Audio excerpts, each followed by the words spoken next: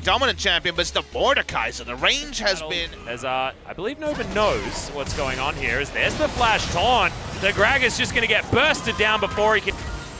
that's the burst damage though. I'm learning about jungle. Yeah, that's not the burst. That's a Vamp Scepter. Sorry, So1 only has a Vamp Scepter, so turret diving is very possible.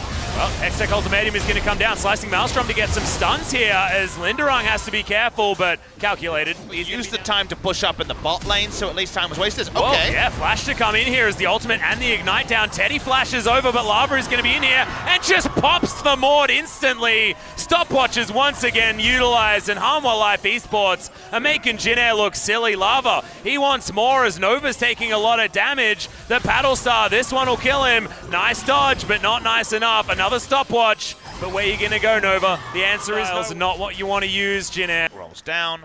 Turning it around to a godlike performance on the Nocturne is now solo kill onto Grace.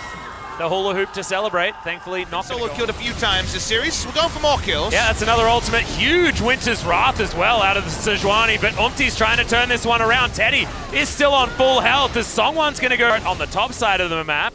Lava can follow. He picked up the teleport actually, used in the mid lane, but can't actually find a spot for it. Songyun just getting rid of the ghost there. Yep, Songwon in fact defected as Linderung's going to teleport topside. They're looking to grab this as another teleport to come in as well. There's the ultimate to come out from Linderung, but immediately Umti uses the stopwatch. Everyone very low health as Hanwha Life are the ones in control, and they've got the AD carry as well. Songyun waiting for another arcane shift forward. The stun onto Teddy, who flashes after them. He's so durable somehow with all of the snares, all the shields coming in, as there's another one from Grace. He finally finds it. That ain't a hula hoop, that's a... Hanwha Life Esports, even though this is a 2v2 as they thought, it's not going to be anymore as Paranoia once again. I think I've seen this movie before, guys. How does it go? There's a huge cask to knock Songwon back, and he's not going to survive this one. Again, Children of the Grave. We'll see whether slicing Maelstrom is going to be enough. That ultimate just going to be interrupted completely. The fear comes in. Linderung is going to die. This series as well. They're pushing through mid lane with just Linderung, but there's pincers from every side coming here. Who's ganking who? Yeah, exactly. Umti's just saying, please, where's the fight going to actually start? Is okay. Key's going to be the one to face check immediately. Flashes to get himself out of the way. And that timing was actually great for Umti to stay alive, but terrible for Jin Air because they lose 2 inner turrets just off poor positioning of minions. He does have Paranoia, so pretty easy to get into this pit if they can put a control ward down in there. And he has flash. They're respecting this one. Grace is going to turn up. Hanwha, see that it's pretty low. As yeah, Teddy, can he actually flash in there? Remember, he's got one as well, but nope. It is going to go over to Hanwha. Oh. Wasn't meant to lose 4 Drakes, but that's just how the game has gone. Yeah, not going to try and get in, and now the Paranoia is down. Hanwha Life do not need to respect it. They do need to respect this. So Songyun, so much damage. They'll get an inner turret at the same time. Gonna put that one on cooldown just to make sure that they keep Jin Air accountable. Teddy gonna jump in, but with these Baroned up minions, the low damage Mordekaiser just doesn't do enough. Despite having that Runic Echoes to help him, Grace not gonna get paddle starred or slept.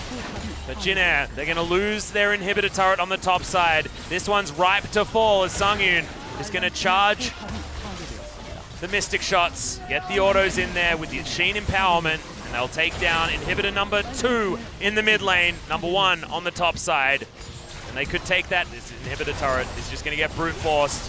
Super creeps were knocking on the front door of Jin Air, meant that they couldn't have a look at this back door on the bottom side of the map. And that tower is going to fall down very easily. Every Mystic shot matters as True Shot Barrage flies through as well. Getting everyone low, getting rid of all the shields. Teddy, not a lot of opportunities here as Iron Man not feeling like the Iron Man passive that it wants to be.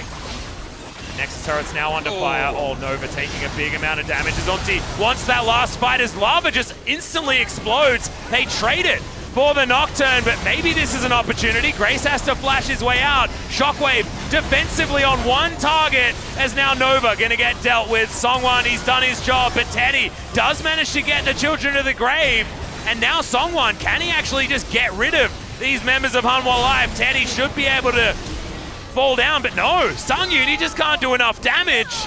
They get rid of the pig lady, but this Mordekaiser's been tanking for about 15 minutes. That Spirit Visage healing, insane on the Mordekaiser. Shouldn't matter though, the Nexus is exposed. It is, and Sungyoon, he's got a lot of auto attack damage, and despite the heroic last team fight from Jin Air, they are looking at a series loss here in game number 3. 32 minutes in, Sungyoon's alive. The teleport from Linderung, the last